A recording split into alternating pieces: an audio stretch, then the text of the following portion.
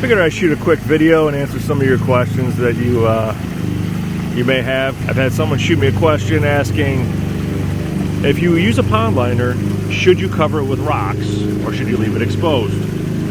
Well, I figured I'd throw my 2 cents in and just kind of give you guys what I'm thinking.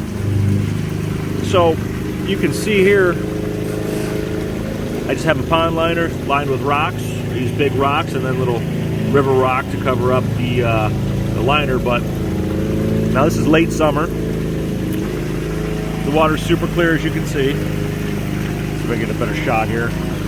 I want to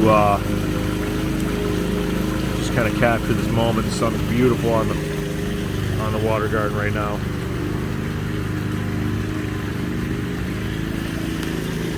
But if you look down here,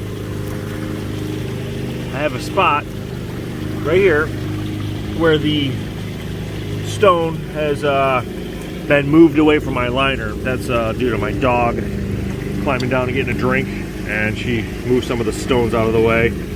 Not ideal because her claws could potentially rip or tear the liner, but you know, you use one of those Firestone liners, you should be in good shape.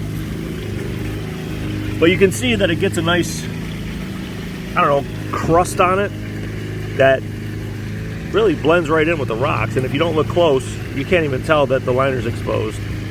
So if you didn't have rocks in your pond, that's probably what you're going to wind up with. It's going to look pretty natural after a season or two. So that's just my 2 cents. Do whatever you want. No way is better than the other. It's just kind of the look you want. And just remember, get out there. And until next time, enjoy your backyard water garden.